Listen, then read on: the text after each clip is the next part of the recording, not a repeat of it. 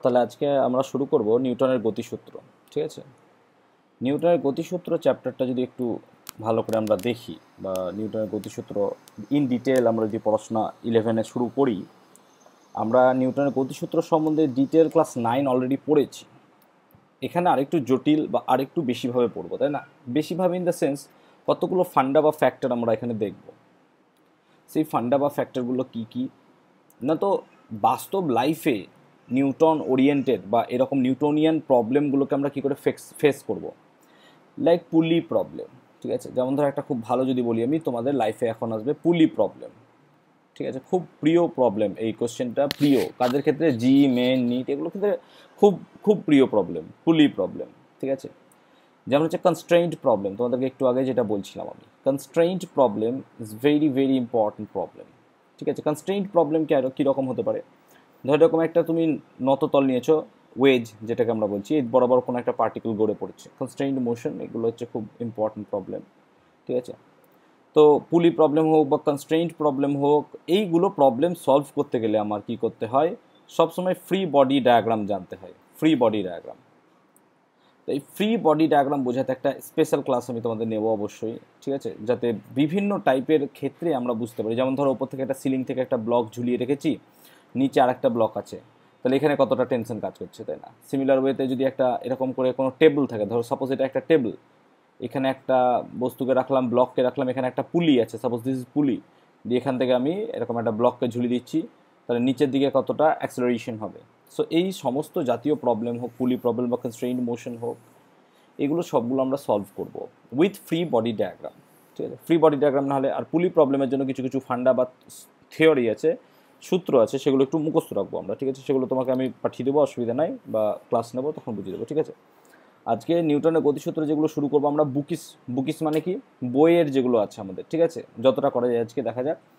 এগুলো আমরা already class 9-এ পড়েছি, তাই খুব তাড়াতাড়ি এবং স্কিপ করে যাব। ঠিক আছে, যদি কারোর কোনো জায়গায় সমস্যা হয় একটু বলবে আমাকে। ঠিক আছে, কেন, বিকজ আজকে যা পড়াবো সেগুলো আমরা অনেকেই অনেকটা জানি। ঠিক আছে, আমি সেজন্য একদম খুব শর্টকাট এবং ছক আকারে পড়াচ্ছি। ঠিক আছে, যাতে তোমাদের খুব সহজ হয় এবং এগুলো ডিটেল, যেহেতু আমরা গল্প পড়ে নিতে পারবো বাড়িতে, তাই না?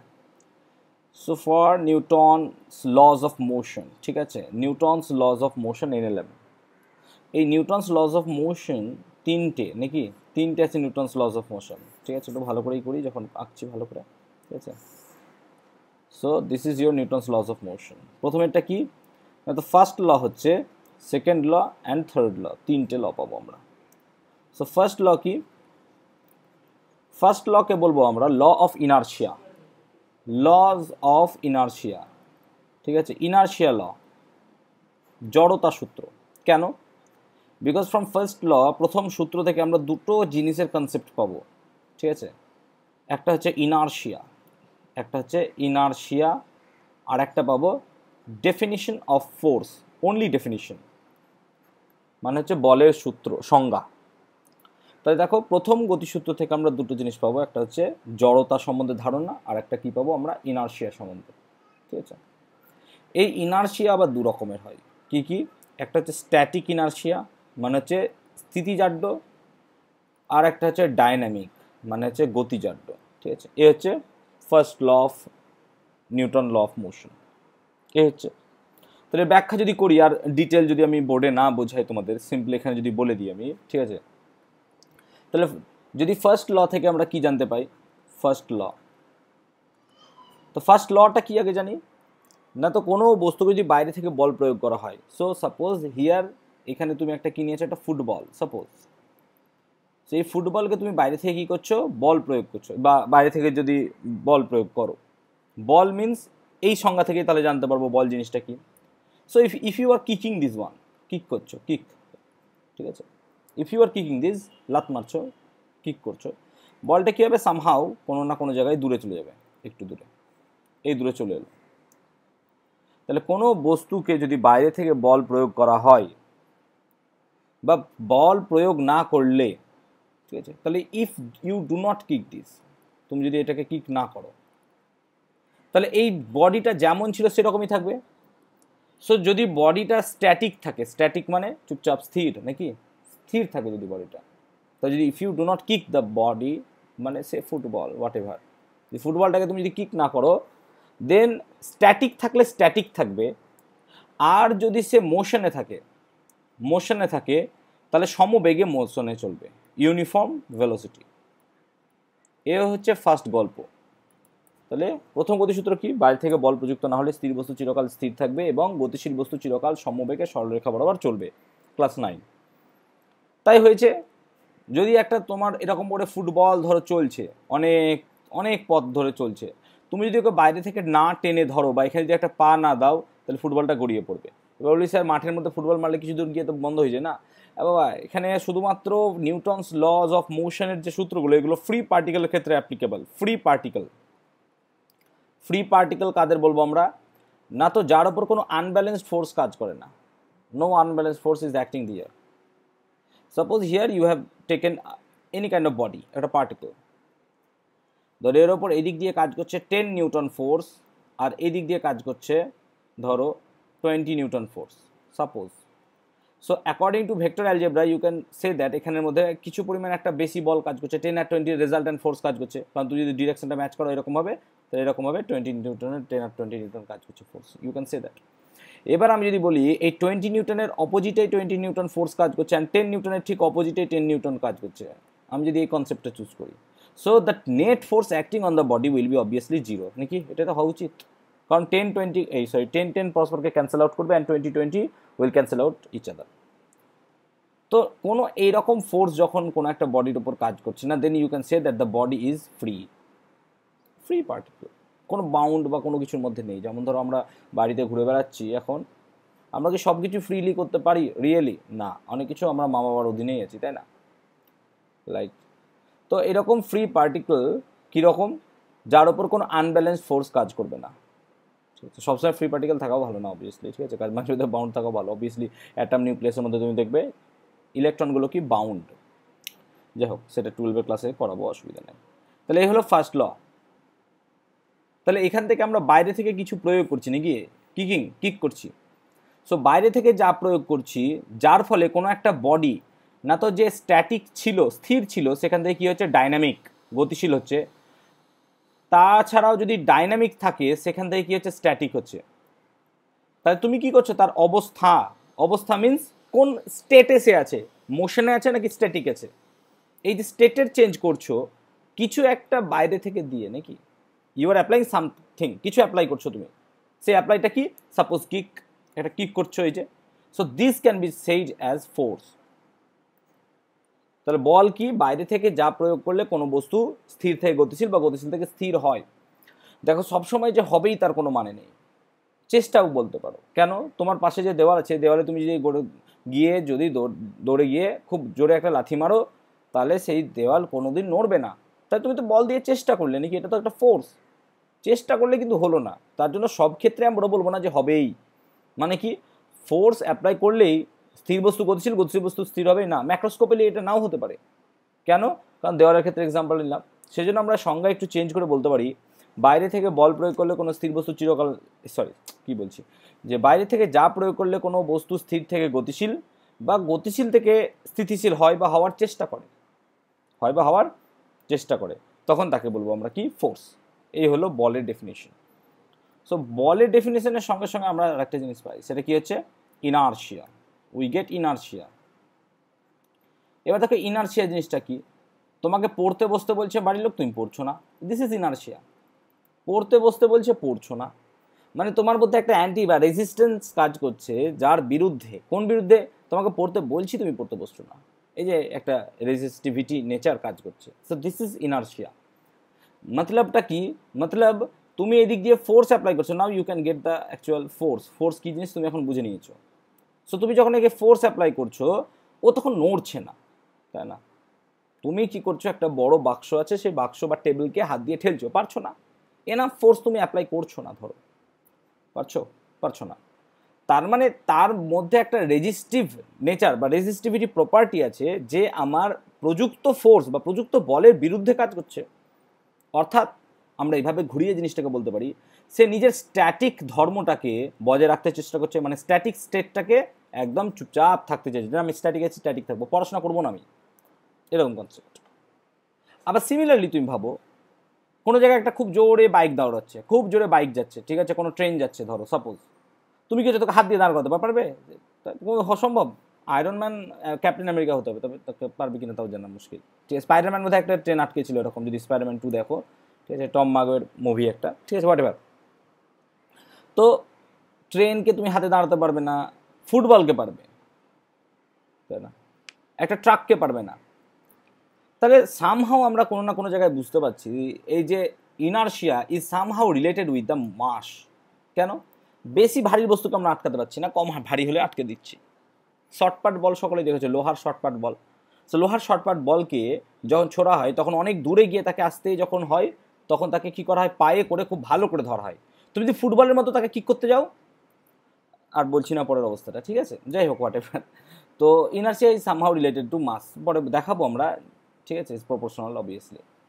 তাহলে কোনো বস্তু তার ডাইনামিক বা স্ট্যাটিক এই যে স্টেট আছে সেই স্টেটটাকে যদি বজায় রাখার চেষ্টা করে বা বজায় রাখে তখন তাকে বলবো আমি ইনার্শিয়া, সেই স্টেট বা সেটাকে বলবো ইনার্শিয়া। যেমন কোনো একটা জায়গায় কোনো একটা বই দাঁড়িয়ে আছে, বইটা টেবিলের ওপর আছে, তাই একটা টেবিলের ওপর যখন কোনো একটা বই আছে, সো সে একটা কি আছে, স্ট্যাটিক পজিশনে আছে, so this is static. So এটা হচ্ছে স্ট্যাটিক ইনার্শিয়া, নিজের স্ট্যাটিক বা স্থির অবস্থাটাকে বজায় রাখার চেষ্টা করবে। হোয়ার এভার তুমি ধরো একটা ট্রেন খুব জোরে চলছে, সে তার ডাইনামিক অবস্থাকে বজায় রাখার চেষ্টা করবে। তুমি ব্রেক মারলে সঙ্গে সঙ্গে ব্রেক দাঁড়িয়ে যাবে না, ট্রেন দাঁড়াবে, সঙ্গে সঙ্গে দাঁড়াবে না, অনেক দূর আগে থেকে ব্রেক করতে হয়। তাহলে এগুলো হচ্ছে ইনার্শিয়া। তার মানে আমি মোশনে ছিলাম, আমাকে মোশনে থাকতে দাও, লুজ মোশন হয়ে যাবে, ঠিক আছে। আমাদের সেই রকম এই রকম পরিস্থিতির ক্ষেত্রে ইনার্শিয়ার চেঞ্জ বা ইনার্শিয়ার স্ট্যাটিক থেকে ডাইনামিক বা ডাইনামিক থেকে স্ট্যাটিক করতে গেলে একটা জিনিস প্রয়োজন, সেটা হচ্ছে ফোর্স। ফোর্স না হলে পারবে না, তাই না? পড়াশোনা করছো না, 2-4 ঘা মেরেছে, লুজ মোশন শুরু হয়ে গেছে, তাই না? এই হলো আমাদের ইনার্শিয়ার গল্প। এই ইনার্শিয়ার অনেক গল্প আছে বা এক্সাম্পলস আছে। স্ট্যাটিক ইনার্শিয়ার মনে পড়ছে তোমাদের আশা করি, যে চলন্ত স্থির ট্রেন হঠাৎ চলতে শুরু করলে আমরা পিছনের দিকে পড়ে যাই। সিমিলারলি ডাইনামিক ইনার্শিয়ার কি, যে চলন্ত ট্রেন হঠাৎ সামনের দিকে বা ব্রেক মারলে পরে আমরা কারোর কাছ থেকে চড় থাপ্পড় খাই, তাই না? তো এটা একটা এক্সাম্পল হতেই পারে, নিশ্চয়ই এটা বুঝো বা জানো। আচ্ছা, আর কি কি হতে পারে তোমরা একটা যদি এক্সপেরিমেন্ট করো, যে কম্বল, যখন আমরা কম্বল ঝুলিয়ে রাখি, সাপোজ এখানে একটা কম্বল ঝোলানো আছে, ঠিক আছে, কম্বলের প্রচুর ধুলো, হ্যাঁ, আমরা পরিষ্কার করি না কম্বল, ঠিক আছে, এই কম্বলে বিল্লি ঘুমাচ্ছে, এই কম্বলে কুকুর ঘুমাচ্ছে, সব ঘুমাচ্ছে এই কম্বলে, ঠিক আছে, এটাই গাইডি। এবার এই কম্বলটাকে ঝুলিয়ে রেখেছো, যে কম্বলটা কী করছো, জোরে জোরে লাঠি দিয়ে বাড়ি মারছো, ঠিক আছে, লাঠি, স্টিক, ঠিক আছে, লাঠি দিয়ে ওকে আঘাত করছো। আঘাত করলে দেখবে তুমি এখান থেকে নোংরাগুলো ঝুঝু ঝুঝু করে পড়ছে। কেন? কম্বলটাকে যখন তুমি বাতাসে এরকম করে হ্যাং বা ঝুলিয়ে রেখেছো তখন সবগুলো স্ট্যাটিক আছে। তুমি যতক্ষণ হঠাৎ বাড়ি মারছো কোথায়, কম্বলের মধ্যে, কম্বলটা মোশন হচ্ছে, কম্বলের ফাঁক। কম্বলের ফাঁক মানে কি, এরকম করে যদি কম্বলের সুতোর বোনানি হয় তাহলে এই ফাঁকগুলোতে কি থাকে, ওই পার্টিকেলগুলো থাকে। কোন পার্টিকেলগুলো? ওই ডাস্ট পার্টিকেলগুলো। সো এই ডাস্ট পার্টিকেল যখন তুমি এখানে স্টিক করছো, ডাস্ট পার্টিকেলগুলো হাওয়ায় ভেসে থাকার চেষ্টা করছে, তাহলে এই কম্বলটা এখন এখানে সরে এলো, তাহলে এই ডাস্টগুলো কী হলো, উপরে হাওয়ায় ভাসছে, বেশিক্ষণ তো ভাসতে পারবে না, তাই না? তারপরে নিচের দিকে অভিকর্ষের টানে পড়ে যাবে এবং নিচে কী হবে, সব জমা হবে। সো এটা হচ্ছে একটা স্ট্যাটিক বা স্থিতিজাড্যের একটা এক্সাম্পল আমরা বলতে পারি। ঠিক আছে, গতিজাড্যের এক্সাম্পল কী হতে পারে? ঠিক আছে, যেমন ধরো কোনো একটা ট্রেন বা বাস বা একটা সাইকেল বা মোটর সাইকেল চলছে, হঠাৎ তুমি যদি ব্রেক কষে দাও বা ব্রেক কষো, তাহলে তোমাকে অনেক দূর আগে ব্রেক কষতে হয়, সঙ্গে সঙ্গে ব্রেক কষলে দাঁড়ায় না। বা একটা ট্রেন, তুমি একটা ফ্যান যখন ঘুরছে, তুমি যদি সুইচটা অফ করে দাও, ফ্যান দেখবে তারপরেও কিছুক্ষণ চলে, বিকজ অফ গতিজাড্য, তাই না? ডাইনামিক ইনার্শিয়ার জন্য এটা হয়, আদারওয়াইজ সম্ভব নয়। তাহলে আমরা ইনার্শিয়া নিয়ে আর বেশি গল্প করব না, ঠিক আছে, আশা করি বুঝতে পেরেছি এই যে ফোর্স আর ইনার্শিয়া নিয়ে গল্পটা, ঠিক আছে। আচ্ছা, সেকেন্ড আমাদের খুব ইম্পর্টেন্ট, সেকেন্ডটা রিয়েলি খুব ইম্পর্টেন্ট, এখান থেকে দুটো জিনিসের আমরা কনসেপ্ট পাই, ঠিক আছে। তাহলে হচ্ছে সেকেন্ড ল, ঠিক আছে। তো সেকেন্ড ল থেকে আমরা দুটো জিনিসের সন্ধান পাই, কি কি সেটা, একটা হচ্ছে মোমেন্টাম। মোমেন্টাম মানে হচ্ছে ভরবেগ, ঠিক আছে, মোমেন্টাম মানে হচ্ছে ভরবেগ।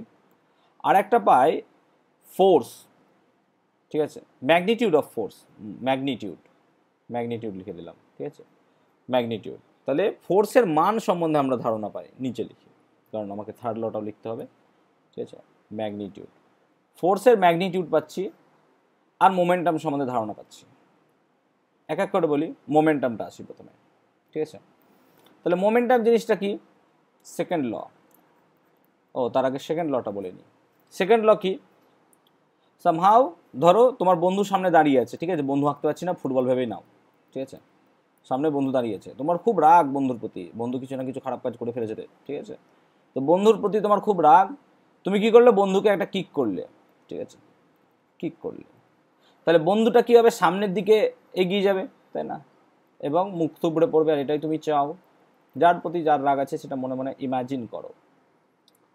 এবার তুমি যত জোরে কিক করবে, হার্ডার, যত জোরে, তাই না, যত জোরে তুমি কিক করবে, বন্ধু তত দূরে গিয়ে গিয়ে পড়বে, তাই না, ইমাজিন করো 5-6 বার ট্রাই করছো বন্ধুর প্রতি। এবার তুমি যেই দিকে কিক করছো, ডিরেকশন, যেই দিকে কিক করছো, বন্ধু কিন্তু সেদিকেই যাচ্ছে, এটাই হচ্ছে সেকেন্ড ল। মতলব কোনো বস্তুর ভরবেগের পরিবর্তনের হার বস্তুর উপর প্রযুক্ত বলের সমানুপাতিক। তাই দেখো সেকেন্ড লর প্রথমে পেলাম ভরবেগ মানে হচ্ছে মোমেন্টাম, সেটা নিয়ে একটু পরে আলোচনা করছি। তাহলে কোনো বস্তুর ভরবেগের পরিবর্তনের হার তার প্রযুক্ত বলের সমানুপাতিক। বল যেদিকে প্রযুক্ত হয় ভরবেগের পরিবর্তন সেদিকে হয়। মানে কি, মানে তুমি যেদিকে বল দেবে তার ভরবেগ মানে কি, সামহাও বেগ আছে নাকি, ভেলোসিটি, বেগও সেদিকে পরিবর্তন হবে। আগে বুঝিনি ভরবেগ জিনিসটা কি, ঠিক আছে, মোমেন্টাম জিনিসটা কি, ভরবেগ না, তো কোনো বস্তু যখন গতিশীল থাকে, যে ধর্মের জন্য গতিশীল থাকে তাকে আমরা বলতে পারো মোমেন্টাম, যে ধর্মের জন্য সে গতিশীল হয়। কোনো একটা বডি তার মাস হচ্ছে এম, সে যদি ভি ভেলোসিটি নিয়ে যায়, then you can say that তার linear momentum P will be equals to M V. এটাকে বলা হয় লিনিয়ার মোমেন্টাম, মানে রৈখিক ভরবেগ। তাহলে স্যার রৈখিক বদলে আরও কি ভরবেগ হয়, হ্যাঁ আর একটা হয় কৌণিক ভরবেগ, পরে বলছি আমি। So this is called linear momentum p equals to M v, we can say linear momentum p equals to M v. তো ইউনিট কী হবে, আগে চটপট ছোটো ছোটো জিনিসগুলো দেখে নিই। মোমেন্টামের ইউনিট দেখো, এম মাস, মাস মানে হচ্ছে কেজি, অ্যান্ড ভি মানে হচ্ছে metre per second, so unit SI হচ্ছে kg metre per second. And তোমাকে যদি বলি আমি সিজিএস, তাহলে কত হবে, গ্রাম সেমি পার সেকেন্ড, ঠিক আছে, এটা হচ্ছে ইউনিট। ডিমেনশন কত হবে, মাত্রা, না তো এম এর সঙ্গে ভি গুণ করে দাও, তার মানে হচ্ছে M L T to the power -1। So this is the মোমেন্টামের যাবতীয় ছোটো ছোটো গল্প। তার মানে মোমেন্টামকে যদি আমরা এখন এনার্জির রেসপেক্টে প্রকাশ করতে চাই, এনার্জি দিয়ে, তাহলে কি হতে পারে, দেখো আমরা প্রত্যেকেই জানি, আবার জানবো চিন্তা নাই 11-এ, কিন্তু আমরা অলরেডি 9-এ জানি এনার্জি মানে কাইনেটিক এনার্জি যদি নিই। কেন কাইনেটিক এনার্জি চুজ করব, বিকজ মোমেন্টাম মানেই বললাম গতিশীল নাকি, কেন গতিশীল, বিকজ সেখানে তোমার ভেলোসিটি আছে, ভালো করে তুমি যদি লক্ষ্য করো ভেলোসিটি, না তো কোনো একটা ডাইনামিক বডির বা যা গতিশীল তার ক্ষেত্রে তুমি ভেলোসিটিটা বের করতে পারবে, আদারওয়াইজ তুমি ভেলোসিটি কারো থাকবে না। তাহলে সামহাও পার্টিকেলটা বা সেই বডিটা কি আছে, ইন মোশনে আছে, তবে তুমি তার মোমেন্টাম বার করতে পারবে। তো যদি একটা স্ট্যাটিক বডি নাও, if you take a static body, তার মোমেন্টাম কত হবে, সো মোমেন্টাম মানে হচ্ছে লিনিয়ার মোমেন্টাম হচ্ছে 0। কেন linear momentum 0, because V is 0, static, তো স্ট্যাটিক আছে, স্থির আছে, সেজন্য তার মোমেন্টাম হচ্ছে 0, ঠিক আছে। তার মানে মোমেন্টাম অবভিয়াসলি ডিফাইন করে কোনো একটা পার্টিকেল যে ইন মোশন বা মুভমেন্টে আছে। সো এনার্জি আমরা জানি কত, half m v square, energy জানি আমরা হাফ এম ভি স্কোয়ার। তো এনার্জিকে আমরা ই দিয়ে লিখছি, হ্যাঁ, ই কে লেখো suppose, kinetic energy, so half. এবার দেখো আমি এইদিকেও এম গুণ করলাম, এইদিকেও এম গুণ করলাম, তার মানে M square V square equal to পেলাম। So we can say that M square V square equal to কত, 2 MEK। এবার এম ভি মানে হচ্ছে পি, সো আমরা লিখতে পারি পি সমান √2 MEK। সো এনার্জি যদি জানো তাহলে তুমি মোমেন্টাম বার করতে পারবে, তার যদি মাস জানো, ঠিক আছে। আবার এনার্জিকেও এইভাবে লেখা যায়, তাহলে তাহলে আমরা এনার্জিকে ইকে ইন টার্মস অফ মোমেন্টাম লিখতে পারি, কীভাবে স্যার, না তো দেখো হাফ আছে, নিচে একটা এম বসাও, ঠিক আছে, নিচে একটা এম দিলে ওপরে আর একটা এম দিতে হবে তোমাকে, আর অলরেডি এম ভি স্কোয়ার ছিল, তার মানে এম স্কোয়ার ভি স্কোয়ার, তার মানে সামহাও আমি এটাকে লিখতে পারি P square by 2m। So energy বা kinetic energy equals to P square by 2m, kinetic energy, ঠিক আছে। সো মোমেন্টাম দিয়ে আমরা কাইনেটিক এনার্জি, আর মোমেন্টামকে কাইনেটিক এনার্জি দিয়ে আমরা লিখতে পারি পরপর। এ হলো লিনিয়ার মোমেন্টাম। আমি যদি অ্যাঙ্গুলার মোমেন্টাম ভাবি, অ্যাঙ্গুলার মোমেন্টাম জিনিসটা কি, না তো কোনো একটা পার্টিকেল যখন কোনো কিছুকে কেন্দ্র করে ঘুরছে, ঠিক আছে, সাপোজ কোনো একটা পার্টিকেলকে কেন্দ্র করে কোনো একটা বডি ঘুরছে, এই যে বৃত্তপথে কোনো একটা পার্টিকেল ঘুরছে, বৃত্তপথে তো বৃত্তাকার একটা পথ, সো এইটাকে বলবো আমরা সিম্পল যা থাকবে সব অ্যাঙ্গুলার, মানে এটাকে বলা হয় সার্কুলার মোশন। অ্যাকচুয়ালি আমরা বলবো এটাকে সার্কুলার মোশন, কিন্তু বেসিক্যালি এটা কি হচ্ছে, সব অ্যাঙ্গুলার। সব অ্যাঙ্গুলার। কেন অ্যাঙ্গুলার? কারণ তোমার যখন কোনো একটা পার্টিকেল স্ট্রেট লাইন বরাবর চলছিল, তোমার হচ্ছিল ডিসপ্লেসমেন্ট, তখন তোমার হচ্ছিল ডিসপ্লেসমেন্ট। এখানে হবে অ্যাঙ্গুলার ডিসপ্লেসমেন্ট, এখানে হবে অ্যাঙ্গুলার ডিসপ্লেসমেন্ট। তোমার যদি এখানে হয় ভেলোসিটি, এখানে কি হবে, সিম্পল অ্যাঙ্গুলার ভেলোসিটি। এখানে যদি তোমার অ্যাসিলারেশন হয়, এখানে হবে কি, অ্যাসিলারেশন, অ্যাঙ্গুলার অ্যাসিলারেশন। আচ্ছা, এখানে তোমার যদি কি হয়, কাজ করে মোমেন্টাম, সেই মোমেন্টামটা কি হবে, লিনিয়ার নাকি, লিনিয়ার মোমেন্টাম, এখানে হবে অ্যাঙ্গুলার মোমেন্টাম। তা এই হচ্ছে গল্প দুটোর মধ্যে, তাই না, সিম্পল। তাহলে এদের মধ্যে কি সম্পর্ক আছে? অবভিয়াসলি সম্পর্ক আছে, যখন সার্কুলার মোশন পড়াবো তখন আমি দেখাবো। তো এখন লিনিয়ার মোমেন্টামের সঙ্গে আমার একটা অ্যাঙ্গুলার মোমেন্টামের সম্পর্ক চাই। তাহলে এটা যদি আর রেডিয়াস হয়, এটা যদি আর রেডিয়াস হয়, ঠিক আছে, অলওয়েজ কাজ করছে। আর তোমার ভেলোসিটি ভেক্টর বা ভি ভেক্টর অলওয়েজ ট্যানজেন্ট বরাবর কাজ করে কোনো একটা বৃত্তাকার পথে যখন চলে। তাহলে যখন এর সঙ্গে এম গুণ করবে, তার মানে এম ভি ভেক্টরটাও এইভাবে কাজ করছে, ঠিক আছে। তো দেখা যায় যদি এল হচ্ছে আমার কি না, তো angular momentum, then L equals to কত লেখা যায়, আর ইন্টু এম ইন্টু ভি, আর এম ভি। এটা হচ্ছে আমার অ্যাঙ্গুলার মোমেন্টাম। যদি ভেক্টর ফর্ম লিখতে হয় আমার ভেক্টর, তো এল ভেক্টর ইকুয়াল টু লেখা যায় আর ভেক্টর ক্রস পি ভেক্টর, ঠিক আছে। ডিটেল পরে পড়াবো আমি, অসুবিধা নাই, কারণ এখানে আমার এটা কাজে লাগতে পারে, যখন আমি এমসিকিউ করাবো তখন হয়তো আমার এটা কাজে লাগতে পারে সামহাও, সেই জন্য আমরা এটা করে রাখলাম, ঠিক আছে। তাহলে এই হলো আমার অ্যাঙ্গুলার মোমেন্টামের সঙ্গে গল্প। তাহলে অ্যাঙ্গুলার মোমেন্টামের ইউনিট আমরা কি লিখতে পারি? তাহলে দেখো তুমি এখান থেকে বার করতে পারবে আর ইন্টু এমভি, তাই না। তাহলে এমভির ইউনিট তো তোমার already kg metre per second ছিলই নাকি, এমভির ইউনিটটা, তার সঙ্গে তোমার এল গুণ হচ্ছে, মানে সিম্পল একটা মিটার গুণ হচ্ছে, তার মানে তুমি লিখতে পারো kg metre square per second square, sorry second, কেন সেকেন্ড স্কোয়ার হবে, তাই না, এটা লিখতেই পারো। তাহলে হচ্ছে ইউনিট। ডিমেনশন কি লিখতে পারো, ডিমেনশন, এটা হচ্ছে ইউনিট নাকি। আচ্ছা, ডিমেনশন কত হবে তাহলে, না তো ডিমেনশন হচ্ছে আমার ছিল তো M L T to the power -1 আর একটা আর গুণ হচ্ছে মানে এল স্কোয়ার, তার মানে M L square T to the power -1, সেটা তুমি অ্যাঙ্গুলার মোমেন্টামের সিম্পল ডিমেনশন বলতে পারো। সো এই হচ্ছে সিম্পল আমরা অ্যাঙ্গুলার মোমেন্টাম। তা লিনিয়ার মোমেন্টাম এবং অ্যাঙ্গুলার মোমেন্টাম সম্বন্ধে আমরা মোটামুটি বুঝতে পারলাম, ঠিক আছে। এরপর যেটা আমরা পড়বো সেকেন্ড পার্ট। সেকেন্ড পার্ট কোথাকার, না তো সেকেন্ড লয়ের সেকেন্ড পার্ট নাকি। ফোর্স তো আমরা এই মোমেন্টাম তো অলরেডি পড়লাম, এবার আমাদেরকে ম্যাগনিটিউড অফ ফোর্স বার করতে হবে। ম্যাগনিটিউড অফ ফোর্সটা কি করে বার করব সেটা আমাদের বলে দেওয়া আছে সেকেন্ড লতে। From second laws of motion, ঠিক আছে। সেকেন্ড ল অফ মোশন থেকে আমরা কি পাই, না তো ভরবেগের পরিবর্তনের হারের সাথে সমানুপাতিক কি, প্রযুক্ত বল, অ্যাপ্লাইং ফোর্স। তাহলে কোনো একটা বডি, ধরো তার মাস এম, সে ইউ ভেলোসিটি নিয়ে যাচ্ছিল, after applying some kind of force, যখন তার উপর কিছু পরিমাণ ফোর্স অ্যাপ্লাই করা হলো, তার মাস একই থাকলো, জাস্ট ভেলোসিটিটা চেঞ্জ হয়ে ভি হয়ে গেল। এই কনসেপ্টটা আমরা সিম্পল নিচ্ছি। তাহলে ইউ এম ইউ চলছিল, এম ভি হলো আফটার অ্যাপ্লাইং ফোর্স এফ। তাহলে এই ফোর্সটার মান কত, ম্যাগনিটিউড আমাকে বের করতে হবে নাকি, ফ্রম নিউটন সেকেন্ড ল। তাই তুমি দেখো ইনিশিয়ালি বা প্রাথমিকভাবে যদি ভরবেগ বা মোমেন্টাম দেখো কত হবে, প্রাথমিকভাবে মোমেন্টাম হচ্ছে এম ইউ, তাহলে এটা হচ্ছে প্রাথমিক ভরবেগ বা এম ইউ। আর একটা কি হচ্ছে এম ভি, এটা হচ্ছে অন্তিম ভরবেগ বা ফাইনাল, ঠিক আছে। তাহলে এটা হচ্ছে অন্তিম, এটা হচ্ছে প্রাথমিক। তাহলে আমাকে সেকেন্ড ল কি বলছে, ভরবেগের পরিবর্তন। তাহলে এটাকে তুমি P1 বলো, এটাকে তুমি P2 বলো নাকি। তাহলে ডেল্টা পি যদি বার করতে হয়, ডেল্টা পি, তাহলে কত লিখবো স্যার, না তো P2 - P1, final minus initial, এটা তো আমার সিম্পল গল্প, তাই না। তার মানে আমি এখানে কি লিখতে পারি, P2 - P1 মানে হচ্ছে এম কমন গেলে ভি মাইনাস ইউ, এটা হচ্ছে delta P. Delta P K যদি ডেল্টা টি দিয়ে ভাগ করে দাও বা টি দিয়ে ভাগ করো, তাহলে কত লেখা যায়, M V minus U by T লেখা যায়। তো এটা M V minus U by T মানে কি, এ। কেন এ, কারণ তোমাকে নিউটনের সেকেন্ড ল বলছে ভরবেগের পরিবর্তনের হার। তোমাদেরকে আমি যদি খুব ভালো করে মনে করো, হার মানে বলেছিলাম 1/টাইম না, হার মানে 1/টাইম। তো দেখো এখানে 1/টাইমটা সেটাই করলাম আমি গল্প। তাহলে delta P by T equal to M V minus M U by T. এবার V minus U by T মানে কি, ভেলোসিটি ইনক্রিজ বাই টাইম, এটাকে আমরা কি বলি, অ্যাক্সিলারেশন নাকি।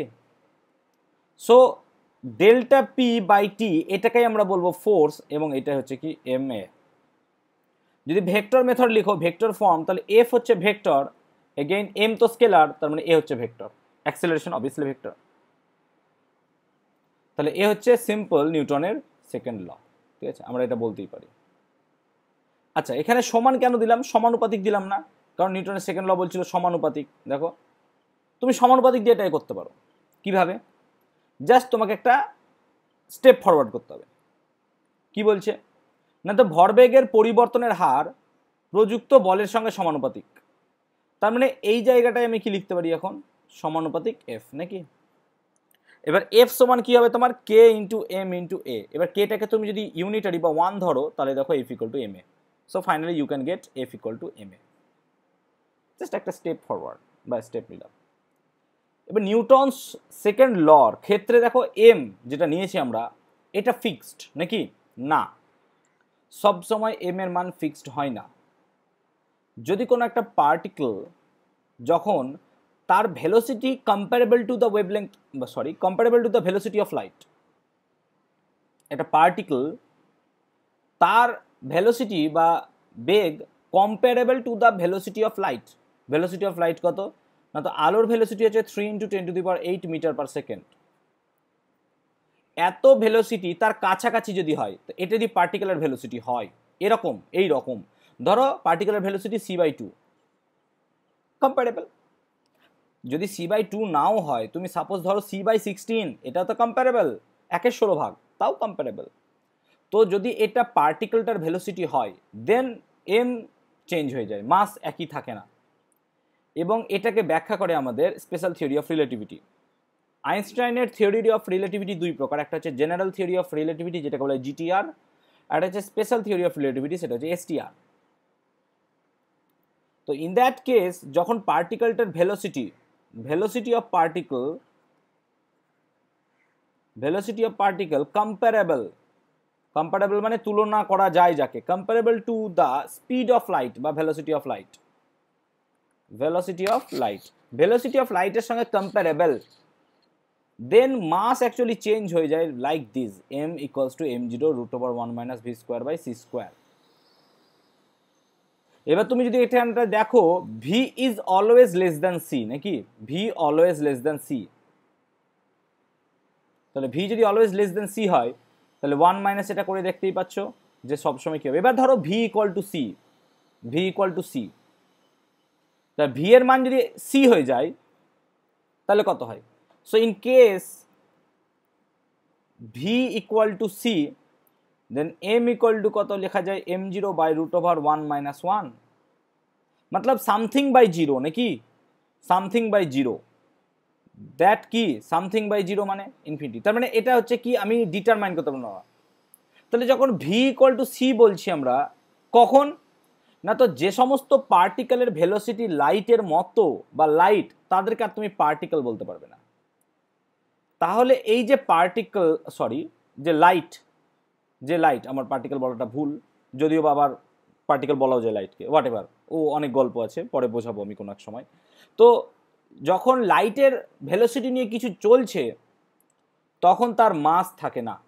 যেমন লাইট এর ভেলোসিটি নিয়ে একটা পার্টিকেল, তার নাম বলছি ফোটন, ঠিক আছে, ফোটন পার্টিকেলের নাম তোমরা শুনেছো সকলেই। তো এই ফোটন পার্টিকেল লাইটের ভেলোসিটি নিয়ে যায়, এবং এর ভেলোসিটি হচ্ছে কত, 3 × 10⁸ মিটার পার সেকেন্ড। এর কিন্তু কোনো মাস নেই, নো মাস, ইলেকট্রোম্যাগনেটিক ওয়েভ। আচ্ছা, তাহলে ফোটনের ভেলোসিটি হচ্ছে, যেটা বলছিলাম, ফোটনের ভেলোসিটি 3 × 10⁸ মিটার পার সেকেন্ড, তাই না। তাহলে তার মাস থাকবে না, যে না তো এই আলোর ভেলোসিটি বা আলোর বেগের কাছাকাছি বেগ নিয়ে চলবে, তার কোনো মাস থাকবে না, ঠিক আছে। তাহলে ফোটন, তার কোনো মাস নাই, এটা ইলেকট্রোম্যাগনেটিক ওয়েভ। তাহলে এখানে একটা কোয়েশ্চেন অ্যারাইজ করছে, তাই না। তাহলে যদি মাস না থাকে, তাহলে ফোটনকে আমি কিভাবে পার্টিকেল বলতে পারছি, how we can say photon a particle although it doesn't have any kind of মাসেস। কোয়েশ্চেনটা রইলো, তোমরা একটু খোঁজার চেষ্টা করবে, গুগলে অনেক কিছু সার্চ করো, তার সঙ্গে এটাও সার্চ করে দেখবে যে ফোটনকে কেন পার্টিকেল বলা হয়, you will find an interesting answer, ঠিক আছে। আজকে আমি আর এটা সম্বন্ধে বলছি না, ঠিক আছে, তোমরা একটু গুগল করবে। এ হলো সিম্পল আমাদের ফোর্স। সেখান থেকে আমি অনেক কিছুই বলে ফেললাম, দুর্ভাগ্য হয়ে গেছে, দুর্ভাগ্য বলবো না, ঠিক আছে বাট। তাহলে ফোর্স আমরা পেলাম কি সিম্পল এম এ মা নাকি। এখানে একটা মজার গল্প আছে ছাগল নিয়ে নাকি, নিউটন প্রথমবার মারলো ম্যা করে উঠলো, দ্বিতীয় গল্প সূত্র, আমি ফেসবুকে অনেক সময় এগুলো দেখি, তোমরা হয়তো দেখেছো, এর সম্বন্ধে বলছি না। এবার আমরা চলে আসবো সরাসরি বলের ইউনিট। দেখো বলের দু রকম ইউনিট আছে, ঠিক আছে, ইউনিট দু রকম। একটা হচ্ছে অ্যাবসোলুট ইউনিট, যেটাকে আমরা বলি পরম একক, পরম একক, ঠিক আছে, পরম। আর একটাকে বলি আমরা গ্র্যাভিটেশনাল বা অভিকর্ষীয় একক, দু রকম হয়, ঠিক আছে। তাহলে দেখো যদি অ্যাবসোলুট ইউনিট নাও, তাহলে এসআই প্রসেস বা এসআই পদ্ধতিতে ইউনিট হচ্ছে নিউটন, ক্যাপিটাল এন দ্বারা লেখা হয়, এটাকে নিউটন বলা হয়। এবং সিজিএস ইউনিট লিখবো কি আমরা, ডাইন। এবং তোমরা ছোটবেলা থেকেই করছো 1 নিউটন ইকুয়াল টু 10⁵ ডাইন, তবু আমি করে দিচ্ছি। দেখো 1 নিউটন মানে তুমি কি লিখতে পারো, দেখো এফ মানে এম এ, মানে এর ইউনিটটাকে তুমি যদি বেসিক বা ফান্ডামেন্টাল ইউনিট নিয়ে ভাঙো, ফান্ডামেন্টাল ইউনিট, তাহলে এম এর মান কত, এম এর ইউনিট হচ্ছে কেজি, আর এ মানে হচ্ছে মিটার পার সেকেন্ড স্কোয়ার। এটা তো ফান্ডামেন্টাল, দেখো কেজি মিটার সেকেন্ড। এবং এটাকে তুমি বলছো 1 নিউটন, কেন, কারণ তো এসআই ইউনিট তো নিউটন, ফান্ডামেন্টাল ভাবে এটাই লেখা যায়। কেজিকে তুমি কি করো, গ্রাম করো, মিটারকে সেন্টিমিটার করো, তার মানে কি পড়ে থাকছে দেখো, গ্রাম সেন্টিমিটার পার সেকেন্ড স্কোয়ার, তাই না, সবগুলো চেঞ্জ করলে তোমার কথা হচ্ছে 10⁵ গ্রাম। এবার ডাইন মানেই তো gram cm per second square হবে নাকি, আর এটা কথা হবে kg metre per second square. So you can say that 1 newton equals to 10⁵ dyne. This is it. এই হলো আমাদের সিম্পল গল্প নিউটন আর ডাইন। তাহলে 1 নিউটন যদি কাকে বলে বলবো আমরা, ঠিক আছে, তাহলে 1 নিউটন বলবো কোনো 1 কেজি ভরের বস্তুর ওপর যে পরিমাণ বল প্রয়োগ করলে তার মধ্যে 1 মিটার পার সেকেন্ড স্কোয়ার ত্বরণ সৃষ্টি হয়, ঠিক আছে। 1 কেজি ভরের কোনো বস্তুর ওপর যে পরিমাণ বল প্রয়োগ করলে তার মধ্যে 1 মিটার পার সেকেন্ড স্কোয়ার ত্বরণ সৃষ্টি করে, তাকে বলবো 1 নিউটন। সিমিলার ওয়েতে 1 গ্রাম ভরের কোনো বস্তুর ওপর যে পরিমাণ বল প্রয়োগ করলে 1 সেন্টিমিটার পার সেকেন্ড স্কোয়ার ত্বরণ সৃষ্টি হয়, তাকে বলবো 1 ডাইন। এই হলো গল্প, ঠিক আছে। এফপিএস পদ্ধতিতে ফুট পাউন্ড সেকেন্ড, বলের ইউনিটকে বলা হয় পাউন্ডাল। এফপিএস এটাকে বলা হয় পাউন্ডাল, এটাও শুনে রাখো। তাহলে পাউন্ডাল কাকে বলবো, না তো 1 পাউন্ডাল মানে হচ্ছে কত, না তো পাউন্ড, এলবি, পাউন্ডকে এলবি দিয়ে লাগে, পাউন্ড ইন্টু ফুট পার সেকেন্ড স্কোয়ার। তার মানে বলতে পারি 1 পাউন্ডাল বল হলে এরকম একটা বল যে 1 পাউন্ড ভরের ওপর যে পরিমাণ কাজ করলে পরে তার মধ্যে 1 ফুট পার সেকেন্ড স্কোয়ার ত্বরণ সৃষ্টি হয়। এই হলো আমাদের সিম্পল গল্প, ঠিক আছে। এবার তুমি ফুটের সঙ্গে পাউন্ডের গল্পগুলো মিশিয়ে রিলেশনশিপটা বার করতেই পারো, ঠিক আছে। তাহলে এসআই এর সঙ্গে এর কত ওর কত, যেমন তোমাদেরকে আমি বলতে পারি 1 নিউটন সমান যেমন 10⁵ ডাইন পেলে, তেমনি 1 নিউটন সমান হচ্ছে তোমার 7.2 পাউন্ডার হয়, যত দূরে একটু চেক করে নেবে ভ্যালুটা, 7.23 পাউন্ডার, হ্যাঁ ওই রকমই। তাহলে 1 নিউটন ইকুয়াল টু 7.2 পাউন্ডার, একটু মনে রাখবে তোমরা যদি তোমাদের কোনোদিন কাজে লাগবে বা কখনো কাজে লাগে, ঠিক আছে। এবার আমরা চলে আসছি গ্র্যাভিটেশনালে। গ্র্যাভিটেশনালের ক্ষেত্রে কি দুটো ইউনিট আমরা ইউজ করব, একটা হচ্ছে গ্রাম ফোর্স, একটা হচ্ছে কিলোগ্রাম ফোর্স, ঠিক আছে, গ্র্যাভিটেশনাল ইউনিট। তো গ্রাম ভার বা গ্রাম ওয়েট কাকে বলে, যদি গ্রাম ওয়েট বলি, 1 গ্রাম ভর সম্পন্ন কোনো বস্তুকে পৃথিবী যে বল দ্বারা তার কেন্দ্রের দিকে আকর্ষণ করছে তাকে বলা হয় 1 গ্রাম ভর, বা কেজি, গ্রাম ওয়েট বলবো আমরা এটাকে, গ্রাম ওয়েট, ঠিক আছে, কিলোগ্রামটা কেজি বলছি। তাহলে 1 গ্রাম ভর সম্পন্ন বস্তুকে পৃথিবী যে বল দ্বারা কেন্দ্রের দিকে আকর্ষণ করে তাকে বলা হয় 1 গ্রাম ওয়েট। এবার দেখো জি এর মান কত, 980। তাহলে তুমি বলতে পারো 1 গ্রাম ওয়েট, 1 গ্রাম ওয়েট সমান কত হচ্ছে 980 জি এর মান, আর গ্রাম তো 1 নাকি, গ্রাম তো 1, তার মানে 980 ডাইন। কি করে হলো, 1 গ্রাম ভরের কোনো বস্তু নিয়েছো, তাকে যে বল দ্বারা টানছে, তাহলে 1 গ্রাম ভরের উপর কত পরিমাণ বল কাজ করবে, এমজি কাজ করবে না।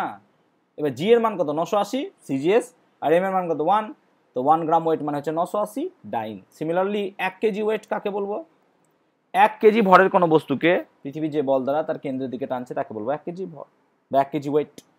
এবং তুমি এখান থেকে বুঝতে পারছো 1 kg weight equal to 9.8 newton, ঠিক আছে।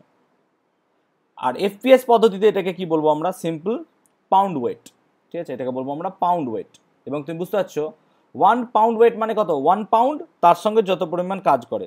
এবার দেখো এফপিএস পদ্ধতিতে জি এর মান, এফপিএস পদ্ধতিতে জি এর মান হচ্ছে 32 ফুট পার সেকেন্ড স্কোয়ার।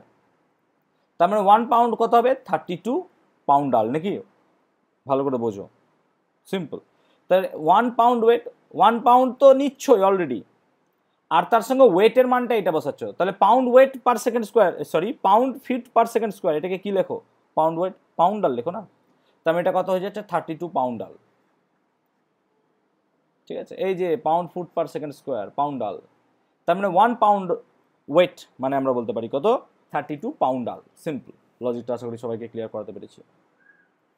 এখানে দুটো জিনিসের কথা বলবো, জড়ত্বীয় এবং অজড়ত্বীয় নির্দেশতন্ত্র। তোমাদের এটা আমি যদিও বা নির্দেশতন্ত্র বা যখন আমি কাইনেম্যাটিক্স পড়াই তখন বলে দিয়েছিলাম, ঠিক আছে?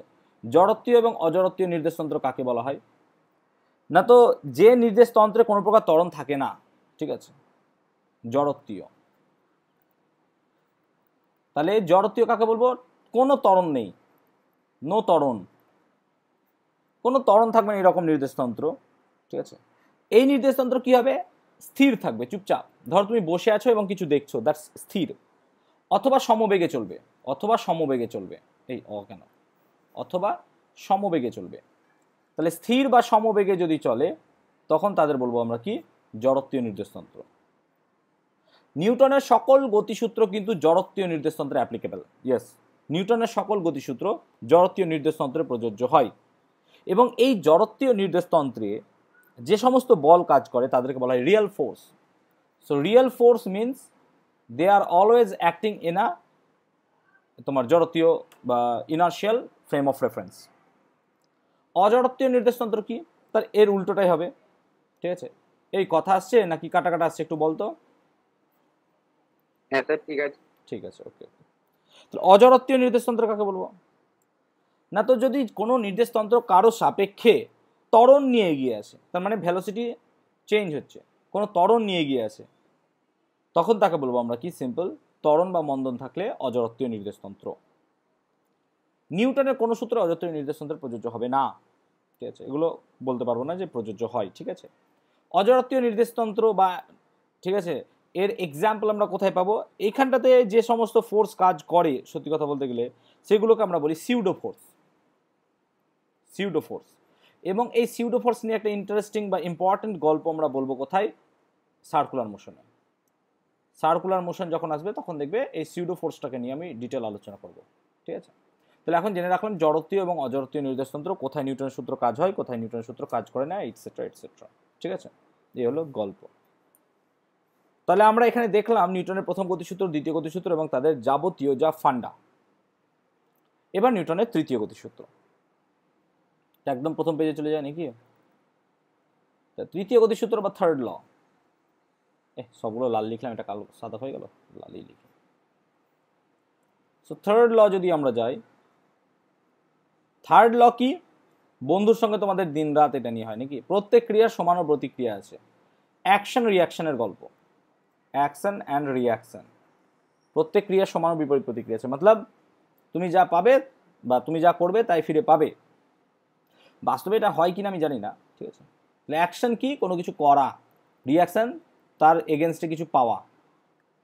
এটা ধরো বন্ধুর পেপার, ঠিক আছে, খাতায় লিখছে বন্ধু, লাস্ট ওয়াচ সুন্দর লিখছে, তুমিও পাশে আছো, তুমিও লিখছো, দুজনেই বন্ধুর পেজে লিখছো, ঠিক আছে? Friend, friend, back bencher, back bencher, last বেঞ্চে বসে আমরা। তো ফ্রেন্ড যারা ব্যাক বেঞ্চার আছে ধরো, দিয়ে কী করছো? তুমি কি করলে? ওর খাতায় জাস্ট এইটুকু একটা দাগ দিলে, ঠিক আছে? অন্য দাগ দিই, ঠিক আছে? সাদা কালার একটা এরকম দাগ দিয়ে দিলে, ব্যাস হয়ে গেল তৃতীয় বিশ্বযুদ্ধ, third world war, third world war, ঠিক আছে? শুরু। কারণ আনমিউট আছে, মিউট করো। এ কি করবে? তোমার খাতাটাকে এই করতে বাধ্য করবেই, একদম 100%। অ্যান্ড এখানে নিউটন থার্ড ল ভয়েড বা নিউটনের থার্ড ল মানছে না, কারণ তুমি অ্যাকশন করলে এক পাচ্ছ, রিয়াকশন আর এক, ঠিক আছে? অ্যাকশন রিয়াকশন হচ্ছে কিন্তু সেটা ইকুয়াল হচ্ছে না। কোথায় ইকুয়াল? তাই না? এখানে তো বন্ধুর মধ্যে তো ইকুয়ালিটি নাই আমার। তার মানে থার্ড ওয়ার্ল্ড ওয়ার শুরু। চলো, তাহলে এই হচ্ছে নিউটনের তৃতীয় গতিসূত্র। মানে কি? প্রত্যেক ক্রিয়ার সমান এবং বিপরীত প্রতিক্রিয়া আছে, এক্ষেত্রে নয়, ঠিক আছে? কোথায়? না তো তুমি একটা ব্লক আছে সাপোজ, ঠিক আছে, বন্ধুর ক্ষেত্রে নয়, হ্যাঁ আমি এটা বুঝিয়ে দিলাম, বন্ধুর ক্ষেত্রে নয়। এবার তুমি এটাকে কি করছো, হাত দিয়ে ঠেলার চেষ্টা করছো। তুমি যদি হিসাব মতো 10 নিউটন দাও, ও তোমাকে 10 নিউটনই ফেরত দেবে, ঠিক আছে, এই না নো কেন হচ্ছে, ঠিক আছে, 10 নিউটন, ও তোমাকে 10 নিউটনই ফেরত দেবে, তার কম দেবে না, ঠিক আছে, একই। কিন্তু বন্ধু হলে এটা নয়, পাশে বন্ধু আছে, যদি এখন প্র্যাকটিক্যাল থাকতো ক্লাসে তাহলে আমি প্র্যাকটিক্যালটা সুন্দর করিয়ে দিতাম। বন্ধুকে দিয়ে একটা বন্ধুকে যদি চড়থাপ্পড় মারো তাহলে তুমি বুঝতে পারবে যে গল্পটা কত দূর যায়, ঠিক আছে। ঠিক আছে, তাহলে 10 নিউটন দিলে সেও 10 নিউটন দেবে। এ হচ্ছে তৃতীয় গতিসূত্র। তাহলে এর এক্সাম্পল কি হতে পারে তৃতীয় গতিসূত্রের? সিম্পল তৃতীয় গতিসূত্রের এক্সাম্পল হিসেবে আমরা বলতে পারি, যখন আমরা নৌকো করে উঠি তখন নৌকার মধ্যে একটা বল প্রযুক্ত করি বা বল প্রয়োগ করি, তার ফলে নৌকা আমাদেরকে ডাঙায় আসতে দেয় আর নৌকা নিজে সরে যায়, তাই না? এরকমই হয় গল্প, যদি তোমরা একটু ভালো করে পড়ো। এটা ধরো জলের মধ্যে আছে নৌকা, সাপোজ দিস ইজ নৌকা, ঠিক আছে। এবার নৌকা এটাকে তুমি একটা পা দিলে, তার ফলে তুমি কি করলে, ডাঙায় উঠে এলে আর নৌকা পেছনের দিকে চলে এলো। তাই নৌকা তোমার উপর যদি ক্রিয়া করে, ঠিক আছে, বা তুমি নৌকার উপর যদি ক্রিয়া করো, তাহলে নৌকা প্রতিক্রিয়া করলো এবং দুটো ইকুয়াল হলো এবং দুজনের স্বার্থ চরিতার্থ হলো এখানে, তাই না? দুজনের স্বার্থ চরিতার্থ হলো। ও সামান্য ভেলোসিটি বা ফোর্স পেলো, একদম মাছ দরিয়ায় চলে গেল, আর তুমি কি ডাঙায় পাঠিয়ে দিল তোমাকে। তাহলে এই হচ্ছে নিউটনের থার্ড ল। থার্ড ল নিয়ে আর বেশি কিছু আমি বলছি না। যদি থার্ড লর ক্ষেত্রে F12 হয়, মানে 1-2 ওপর বল প্রয়োগ করে, যদি এরকম কনসেপ্ট নাও, তাহলে ইকুয়াল টু হবে -F21। কেন? কারণ দেখো, ফোর্স একটা দিকে কাজ করে, পরের ফোর্সটা একদিকে কাজ করছে, মাইনাস অবভিয়াসলি অনিবার্য। তো নিউটন থার্ড ল থেকে আমরা বলতে পারি F12 vector will be equals two obviously -F21 vector. তো আমি ছকের আকারে যা যা বলেছিলাম সবগুলোই ডিটেল ভালো করে বুঝিয়ে দিলাম। আশা করছি সকলে নিউটনের লজ অফ মোশনটা ছকের আকারে প্রত্যেকেই বুঝতে পেরেছো। এবার আমরা আস্তে আস্তে চ্যাপ্টারের মধ্যে ঢুকবো। বলবি যে স্যার এতক্ষণ চ্যাপ্টারে ঢুকিনি, বাবু এগুলো যা করালাম 2-1টা জিনিস বাদে সবই তোরা 9-এ পড়েছিস, সবই 9-এ আমাদের পড়া। তো এগুলোকে আমি বলবো না যে 11-এর জিনিস, ঠিক আছে, এগুলো অ্যাকচুয়াল চ্যাপ্টার আমাদের নয়ই। তাও আমাদের বই এটা নিয়ে দেবে, হয়তো 5-6 পেজ গেঁজানো আছে, অবশ্যই তোমরা সেখানে গেঁজানোর সঙ্গে অংশগ্রহণ করবে, এটা অবভিয়াসলি আমিও চাইবো, ঠিক আছে। তো ডিটেল পড়াশোনা আরও বাকি আছে, ঠিক আছে। আমি বলবো এটা নিউটনে আমি যা পড়াবো তার 10% হলো কিনা তার ঠিক নেই, ঠিক আছে, হোয়াট এভার।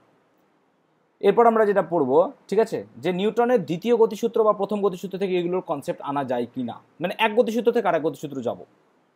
তো প্রথমে একটা যাই, প্রথম কনসেপ্ট, দ্বিতীয় থেকে আমি প্রথমে আসবো, আস্তে আস্তে করবো আমরা, ঠিক আছে। তাহলে সেকেন্ড ল অফ মোশন থেকে ফার্স্ট ল অফ মোশন, ঠিক আছে। তো প্রথমে সেকেন্ড ল অফ মোশনটা দেখি। সেকেন্ড ল অফ মোশন বলছে F will be equal to M of V minus U by T, এটা হচ্ছে গল্প। তাহলে এফ ইন্টু টি যদি তুমি করো, force into time, that means m V minus M u, m V minus M u. এটা হচ্ছে দ্বিতীয় গতিসূত্রের একটা সাধারণ রূপ। নাও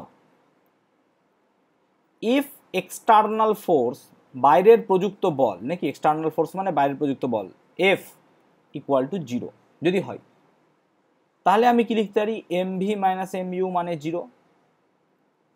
তার মানে এম এম গল্প হয়ে গেলে ভি ইকুয়াল টু ইউ।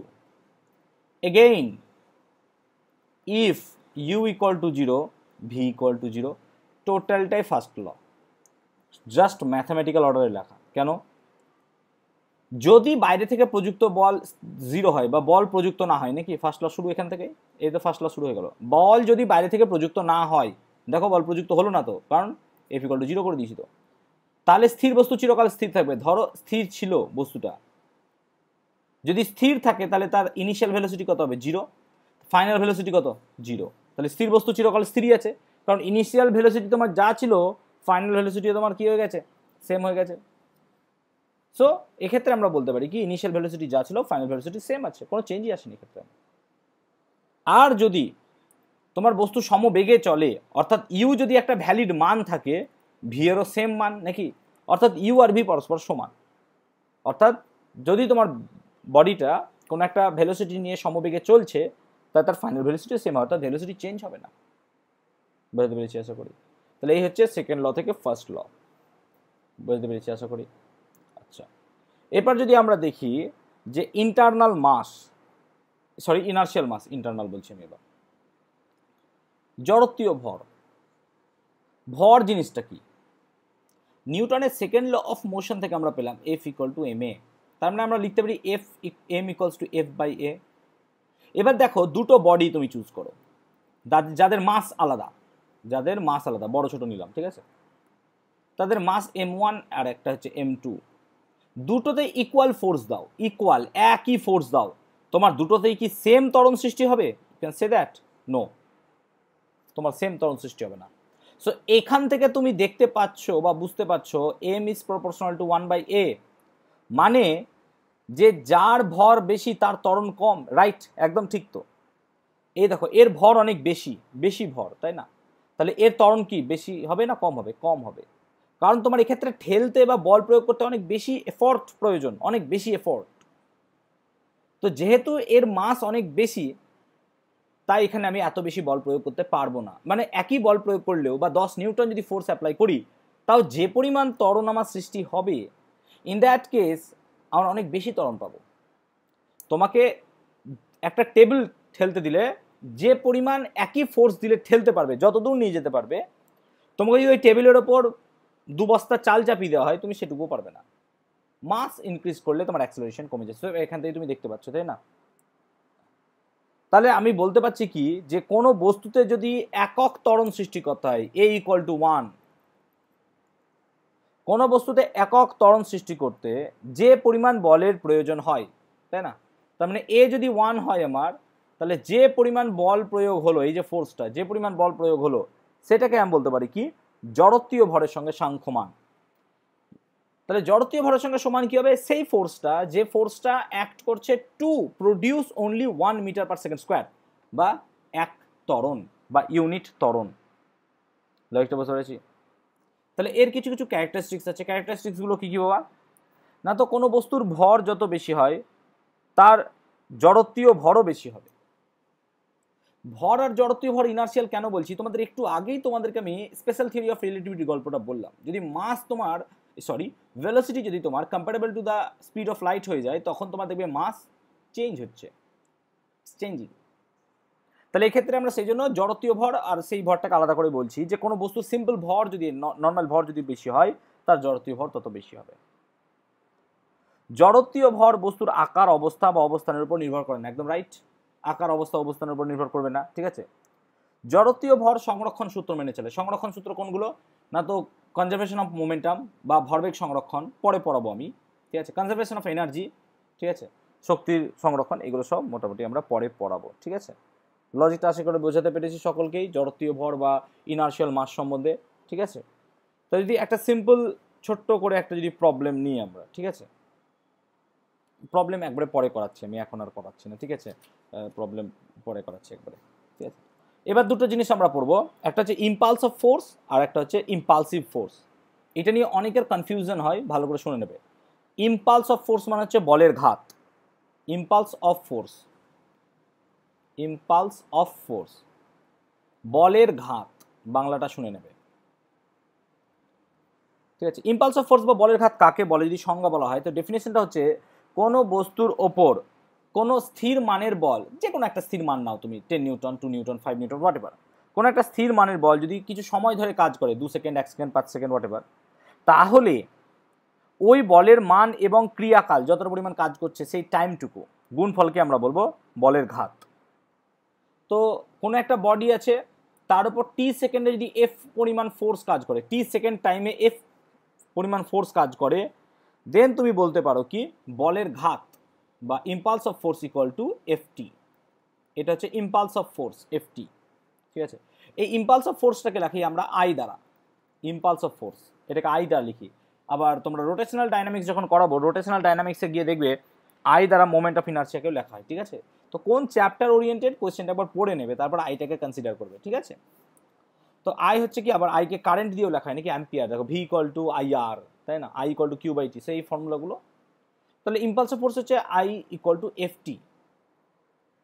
তাহলে এর ইউনিট কি হবে? তাহলে এফ এর ইউনিট কি? এফ এর ইউনিট হচ্ছে kg metre per second square unit. তাহলে kg metre per second square ছিল, তার সঙ্গে সেকেন্ড গুণ করতে বলছে, by second square into second, তার মানে কি হয়ে যায় kg metre per second, and it is the unit of momentum. তাহলে বেসিক্যালি দেখো তুমি বলের ঘাত is one kind of momentum. কিভাবে পাবো? তুমি সরাসরি সেকেন্ড লতে চলে এসো। Second law, second law of motion কি বলছে আমাদেরকে, F equal to M of V minus U by T. তার মানে আমরা লিখতে পারি কি F into T equal to M V minus M U. তাহলে এফ ইন্টু টি মানে কি আই, সো আই মানে কি M V minus M U. তার মানে তুমি বলতে পারো বলের ঘাত actually change of momentum, nothing else. তার মানে তোমার কতটা পরিমাণ মোমেন্টাম চেঞ্জ হচ্ছে, সেটা হচ্ছে বলের ঘাত বা সিম্পল ইম্পালস অফ ফোর্স। তো দেখো সিম্পল ফোর্স যেহেতু একটা ভেক্টর, তাহলে এফ ইন্টু টি যদি হয় তার মানে আইও একটা ভেক্টর নাকি, অবশ্যই তার সাথে ভেক্টর হওয়ার কোনো চান্স নাই। তার মানে ভেক্টরই বা ভেক্টরের ভাবে লেখা যায় এইভাবে, আই ভেক্টর ইকুয়াল টু কত, simple F vector into T. এটা লজিকটা আসলে সকলকে ক্লিয়ার করাতে পেরেছি এই জায়গাটা, ঠিক আছে। তাহলে এই হলো ইম্পালস অফ ফোর্স, ঠিক আছে। এবার যদি তোমার বলটা চেঞ্জ হয়, ঠিক আছে, ধরো সামহাও তোমার বল চেঞ্জ হচ্ছে, তাহলে বল যদি চেঞ্জ হয় সেই হারে তোমার মোমেন্টামও চেঞ্জ হবে, ঠিক আছে। ধরো তোমাকে আমি একটা সিম্পল কনসেপ্ট নিই যদি, ঠিক আছে, তোমার ধরো আমি বলের সঙ্গে ঘাতের একটা গ্রাফ চুজ করলাম, এই হচ্ছে তোমার বল আর এদিকে হচ্ছে সময়। এদিকে কাজ করছে তোমার বল, এদিকে কাজ করছে তোমার সময়। তো সামহাও কোনো একটা ফোর্স ধরো এইভাবে কাজ করছে, সামহাও কোনো একটা ফোর্স এইভাবে কাজ করছে। এবার দেখো এইটা তো একটা নন ইউনিফর্ম, তুমি বুঝতেই পারছো। তাহলে এর যদি এরিয়া বার করতে পারো তাহলে তুমি বল ইন্টু সরণ পেয়ে যাবে, মানে বলের ঘাত পেয়ে যাবে, তাই না।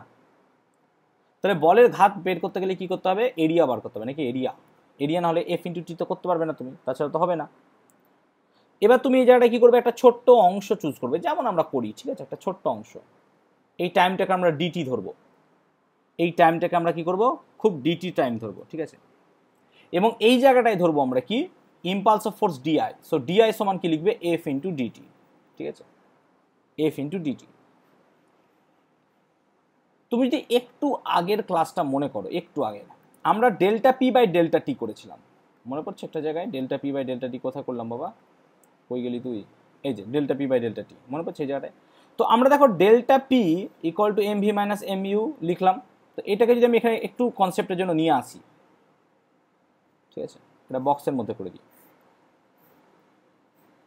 সো ডেল্টা পি সমান হচ্ছে M V minus M U নাকি, মানে এম ভি মাইনাস ইউ লেখা যায় তো, এম ভি মাইনাস ইউ সমান কি লিখতে পারি, এম ডেল্টা ভি নাকি লিখতে পারি তো আমরা, ডেল্টা পি মানে ভি মাইনাস ইউ মানে তো চেঞ্জ ইন ভেলোসিটি। এবার উভয় পক্ষকে তুমি ডেল্টা টি দিয়ে যদি ভাগ করো, তো দেখো ডেল্টা পি বাই ডেল্টা টি, এটার উপর যদি তখন লিমিট দাও, তার মানে এটা হয়ে যাচ্ছে এফ, মানে কি limit delta T tends to zero. Similarly এটা কি হচ্ছে, ডেল্টা ভি বাই ডেল্টা টি মানে হয়ে যাবে এম এ। তার মানে আমরা পরে দেখাবো এফ মানে কত লেখা যায়, সিম্পলি ডিপি ডিটি। কেন, কারণ delta P by delta T in the limit between delta T tending to zero can be written as DP DT, তাই না। সো এফ সমান ডিপি ডিটি লিখতে পারো। তাহলে তোমাকে ডিআই এইটুকু বার করতে বলেনি, তোমাকে বের করতে বলেছে এইখান থেকে এত দূর পর্যন্ত, তাই না, লিমিটটা এরকম দিয়েছে। এখানে টাইম কত, জিরো, ফোর্স কত, জিরো। এবার দেখো এখানে যখন তুমি চেঞ্জ করবে তাহলে চেঞ্জটা কেমন হবে, DI equal to DP DT নাকি, DP by DT into DT, ঠিক এরকম। তাহলে দেখো ডিটি ডিটি কেটে যায় নাকি, সিম্পল ডিটি ডিটি গল্প হয়ে যায়।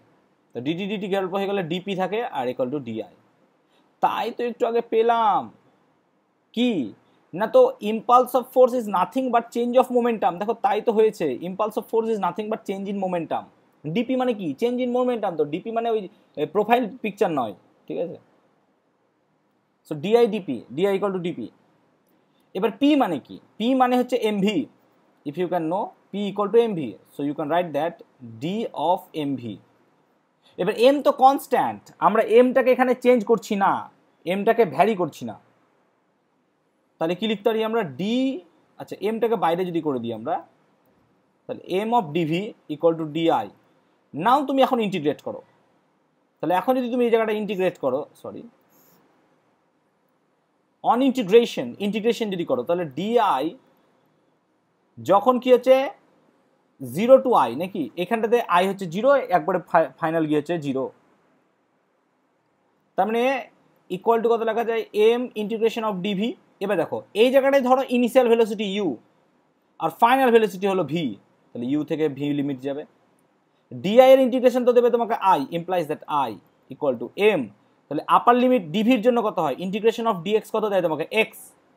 আর লিমিট যদি 1 থেকে 2 থাকে তাহলে 2 - 1 হয়ে যাবে, তাহলে এটা কত হবে ভি মাইনাস ইউ। দেখো তো এক্স্যাক্টলি সেম পেলে কিনা, I equal to MV minus mu, I equal to MV minus mu. So this is nothing but, যদি তোমাকে ভ্যারিয়েবল কোনো কিছু দিয়ে দেয় তাহলে তুমি বের করতে পারবে। তাহলে এই ফান্ডা ধরে তোমার যদি কোনো ফাংশন দেয় যেখানে F is a function of T, ধরো কোনো একটা ফাংশন দিয়ে দিল, তখন তুমি যেন এটা বের করতে পারো অবভিয়াসলি, ঠিক আছে। তাহলে এ হলো ইম্পালস অফ ফোর্স বা বলের ঘাত। নাও আমরা পড়বো হচ্ছে ঘাত বল বা impulsive force. So now impulsive force. কারোর অসুবিধা হচ্ছে বলবি বাবা। ঘাত বল খুব আস্তে আস্তে তো বলছি। আচ্ছা ঘাত বল কাকে বলে, ঠিক আছে। ধরো একটা পেরেক নিয়েছো তুমি, একটা দেওয়ালের মধ্যে পেরেক নিয়েছো, ঠিক আছে, একটা ধরো দেওয়াল, ঠিক আছে, একটা পেরেক নিয়েছো, এরকম একটা পেরেক, ঠিক আছে, এটাকে হ্যামারিং করছো, হাতুড়ি দিয়ে মারছো। তো যখন হ্যামারিং করা হয় খুব একটা হিউজ অ্যামাউন্টের ফোর্স নেওয়া হয় নাকি, খুব বড় বৃহৎ মানের বল। তো যদি কোনো বৃহৎ মানের বল কোনো বস্তুর ওপর খুব অল্প সময় কাজ করে, যখন হ্যামারিং করা হয় খুব অল্প সময় করা হয়, তাই না, তখন এই বলকে বলবো আমরা ঘাত বল, ঠিক আছে। তার মানে আমরা বলতে পারছি যে একটা পেরেকের ওপর বা এরকম কেসে যদি খুব অল্প পরিমাণ সময়ের জন্য কোনো একটা বৃহৎ মানের বল কাজ করে, তখন ওই বলকে আমরা বলবো ঘাত বল। তাহলে বিশেষ করে ঘাত বল হচ্ছে কি সিম্পল বল নাকি, সেই বলকে বলে নাকি। তো ঘাত বল হচ্ছে একটা বল, কিন্তু বলের ঘাত নয় বাবা, বলের ঘাত হচ্ছে চেঞ্জ ইন মোমেন্টাম। সো দুটোর মধ্যে ডিফারেন্স এই জায়গাটাই। তো ঘাত বলের কয়েকটা এক্সাম্পল কি হতে পারে, ধর ক্রিকেট বল, যখন শোয়েব আখতার বল করছে, সচিন তেন্ডুলকার 6 মারছে, তখন কি হচ্ছে ওই যে ব্যাটারি রিয়াকশন না, শোয়েব আখতার খুব জোরে বল করতো 160 কিলোমিটার/আওয়ার প্রায়, ঠিক আছে, হিস্ট্রিতে বোধহয় ওয়ার্ল্ড রেকর্ড আছে ওর। তো খুব জোরে বল করতো, আর সেই টাইমে সচিন তেন্ডুলকার ধরো 6 মারছে, তো এই যে ব্যাটে বলে কানেকশন খুব অল্প সময়ের জন্য হয়, কিন্তু হিউজ অ্যামাউন্ট অফ কি ফোর্স কাজ করে জায়গাটায়, তাই না, সেটাকে আমি বলতে পারো। যেন হাতুড়ি দিয়ে কোনো পেরেক ঠোকা হয়, ফুটবল কিক করার সময় যখন ক্রিস্টিয়ানো রোনাল্ডো মারে তখন, তাই না, ম্যানচেস্টার ইউনাইটেডের সঙ্গে পোর্তোর বিরুদ্ধে বোধহয় একটা ফোর্স বল তোমার প্রায় মাঝমাঠ থেকে বলতে পারো 72 এরকম দূর থেকে মেরেছিল। তো 72 নয় সামহেও কত, তো সেখানে বলের স্পিড ছিল প্রায় 103 কিলোমিটার/আওয়ার, প্রচুর স্পিড। তো এই যে ফুটবলে এত জোরে কিক করছি আমরা ফুটবলে, তখন কি হচ্ছে সেই অ্যামাউন্টটা বা ফোর্সটা অনেক বেশি, কিন্তু যখন পায়ে ফুটবলটা মানে খুব অল্প সময়ের জন্য থাকে, তাই না। সো এটা হচ্ছে কি ঘাত বল। তো বলের ঘাত এবং ঘাত বলের মধ্যে পার্থক্য কি, ডিফারেন্সেস নাকি, এটা আমাদের জানতে হবে, তবেই তো আমরা দুটোর মধ্যে পার্থক্য বুঝতে পারবো। দেখো এই বলটা হচ্ছে ক্ষণস্থায়ী নাকি, খুব ক্ষণস্থায়ী, অল্প পরিমাণ কিন্তু হিউজ অ্যামাউন্ট।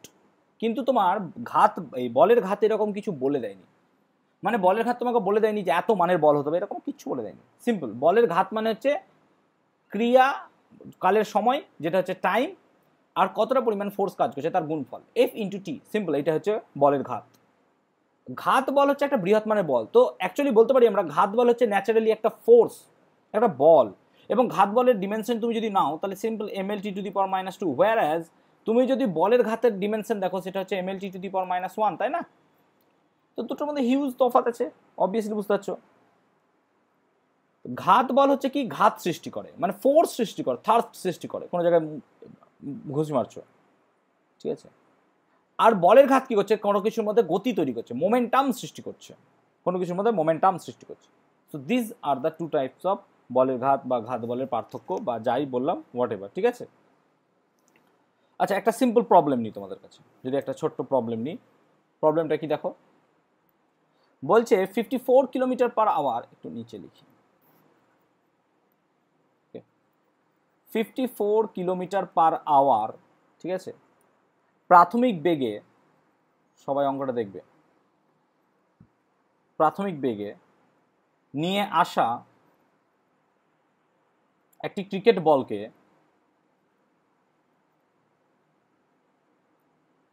এই অঙ্কটা করে দিলে তোমাদের দেখবে সেট ওয়ানের প্রায় 2-3টে অঙ্ক হয়ে যাচ্ছে। ক্রিকেট বলকে ব্যাটসম্যান ব্যাট দিয়ে আঘাত করায়,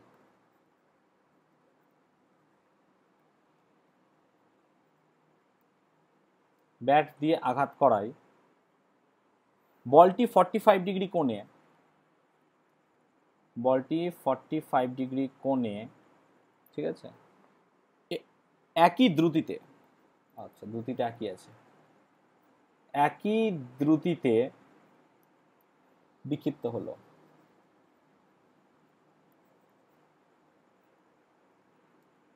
বলটির ভর 0.15 কেজি হলে, আচ্ছা ক্রিকেট বলের ওজন কত হয় কেউ জানিস?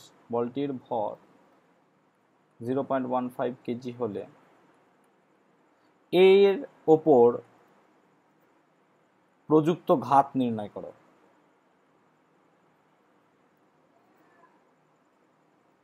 নির্ণয় করো। কোশ্চেনটা সকলে পড়ে নাও একবার, সলিউশন করাচ্ছি। কোশ্চেনটা সকলে একবার পড়ে নাও, কি বলেছে দেখো, বলছে 54 কিলোমিটার পার আওয়ার, ঠিক আছে, বেগ নিয়ে আসা একটি ক্রিকেট বলকে ব্যাটসম্যান ব্যাট দিয়ে আঘাত করায় বলটি 45 ডিগ্রি অ্যাঙ্গেলে চলে গেল নাকি। তো গল্পটা এরকম বলতে পারি আমরা যে এলো এইভাবে, গেল এইভাবে নাকি, সিম্পল, এটা লজিক। মানে তোমার এলো 54 ডিগ্রি 54 কিলোমিটার পার আওয়ার বেগে নাকি, এইভাবে এলো আর 54 কিলোমিটার পার আওয়ার দিয়ে গেল, তাই না? তার মানে এদের যদি রেজাল্ট্যান্ট এরকম দেখো, তাই না, এরকম সিম্পল, তাহলে এদের রেজাল্ট্যান্ট কীভাবে বার করা যেতে পারে তোমার? তো দেখো এইভাবে আসছে, এইভাবে যাচ্ছে, ঠিক আছে, তাহলে তুমি একটা ট্রায়াঙ্গেল ফর্ম করতে হবে তোমাকে রেজাল্ট্যান্ট নিয়ে, ঠিক আছে, তাহলে এই ফোর্সটাকে তুমি এই দিকে রাখো, দিয়ে রেজাল্ট্যান্ট এইভাবে বার করতে পারো, বা তুমি সামান্তরিক দিয়ে বার করতে পারো, তাই না? মুদ্রা কথা দুটো মধ্যে কত 45 ডিগ্রি অ্যাঙ্গেল নাকি, দুটোর মধ্যে কাজ করছে 45 ডিগ্রি অ্যাঙ্গেল, এটা হচ্ছে মুদ্রা কথা আমার, 45 ডিগ্রি অ্যাঙ্গেল কাজ করছে। তাহলে মাস কত দিয়েছে আমার? মাস দিয়েছে দেখো 0.15 কেজি, আর velocity 54 kilometre per hour, 54 kilometre per hour. এটাকে তো যদি মিটার পার সেকেন্ড করে নাও, তাহলে 54 সময় কত গুণ করতে হয়, 5/18 নাকি, তার মানে কত হচ্ছে 15 মিটার পার সেকেন্ড, তাহলে 15 মিটার পার সেকেন্ড হলো। এখন যদি প্রাথমিক ভরবেগ p1 বার করি তাহলে কত হবে না, তো ভর ইন্টু বেগ, তার মানে কত হচ্ছে 15 তো ছিল অলরেডি, আর 0.15 ঠিক, তার মানে কত হচ্ছে 15 225 বাই 100, মানে হচ্ছে 2.25 কেজি মিটার পার সেকেন্ড। তাহলে p2 কত হবে? p2 সেম হবে নাকি, আর লিখছি না বাবা, হ্যাঁ একই হয়ে যাবে। দেখো কেন, কারণ ভেলোসিটি তো চেঞ্জ হয়নি, স্পিড তো যা ছিল তাই আছে, ঠিক আছে। এবার তুমি যদি দেখো এদের মধ্যবর্তী টোটাল রেজাল্ট্যান্ট বার করি, তাহলে p1 পেয়ে গেছি, p2 পেয়ে গেছি, অ্যাঙ্গেল কত দিয়েছে? অ্যাঙ্গেল হচ্ছে 45 ডিগ্রি। তো যদি আমাকে রেজাল্ট্যান্ট বার করতে দেয় তাহলে রেজাল্ট্যান্ট বার করবো, ঠিক আছে। সো রেজাল্ট্যান্ট বা ফোর্স টোটাল, রেজাল্ট্যান্ট লিখে দিই, রেজাল্ট্যান্ট ফোর্স কত হবে? √ওভার p1 square plus p2 square plus 2p1 p2 cos alpha নাকি, এটা আমরা লিখি। তো p1 কত হবে? 2.25 এর স্কোয়ার প্লাস 2.25 এর স্কোয়ার প্লাস কত হবে 2 ইন্টু 2.25 এর স্কোয়ার, তার সঙ্গে 1/√2। কেন 1/√2 হলো? cos 45 মানে 1/√2, তাই না? তো 1/√2 সঙ্গে √2 কেটে যায় এখানে, যা হয় এবার ক্যালকুলেট করো ফাইনালি, নিশ্চয় আর বলতে হবে না এবার। তো ফাইনালি অ্যান্সার তোমার বেরিয়ে যাবে এখানে। আশা করি বোঝাতে পারলাম, ঠিক আছে। তাহলে বলের ঘাত বা ঘাত বল সম্বন্ধে আমরা মোটামুটি ডিটেল আলোচনা করলাম, ঠিক আছে। নেক্সট দিন আমরা আলোচনা করব ফ্রি বডি ডায়াগ্রাম, এরপর আমরা একদমই সোজাসুজি চলে যাব ফ্রি বডি। আচ্ছা, ঘাত বল থেকে আরেকটা, ক্রিয়া প্রতিক্রিয়া থেকে একটা তোমাদের কোয়েশ্চেন বলে দিই আমি, বলা হয়নি আমার, এটা অন্যায় হবে আমার না বলাটা।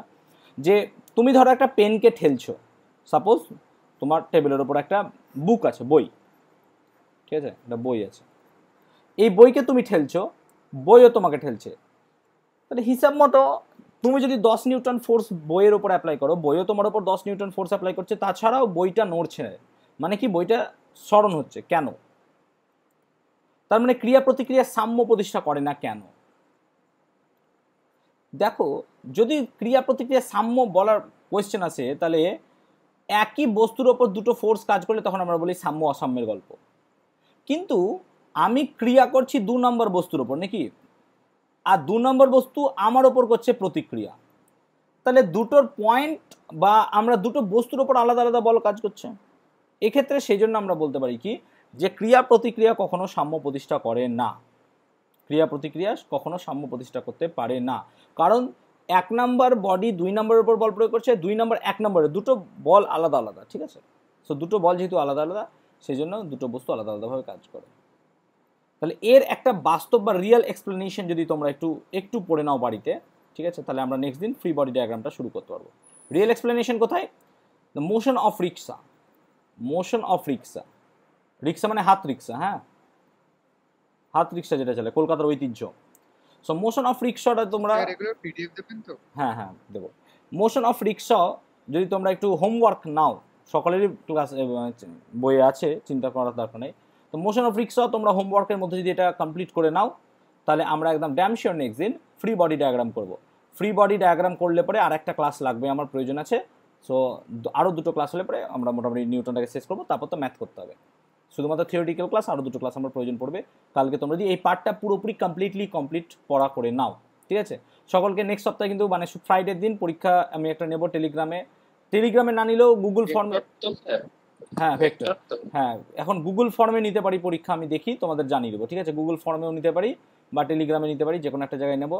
তো তার আগে আমি জানিয়ে দেবো কিসে পরীক্ষা নেবো। ভেক্টরের উপর সামনে শুক্রবার পরীক্ষা নেবো। আর নিউটনটা একটু তোমরা এই শুক্রবারের মধ্যে যা পড়ালাম অনেকটাই পড়িয়ে দিয়েছি, তোমরা যদি একটু থিওরিটা বইটা ভালো করে খুলবে দেখবে অনেকগুলো পাতা পড়ানো হয়ে গেছে, ঠিক আছে? তো যা পড়িয়েছি তারও অনেকগুলো তোমরা জানো। সো এগুলো নিয়ে এত টেনসড হওয়ার একদম কারণ নেই, তোমরা অনেক কিছুই জানো, ঠিক আছে? নতুন যেগুলো জানলে সেগুলো একটু ভালো করে পড়ো, ঠিক আছে? Otherwise nothing. নেক্সট দিন আমরা ফ্রি বডি ডায়াগ্রামটা চেষ্টা করবো অনেকগুলো টাইপের মোশন দেখানো, ঠিক আছে?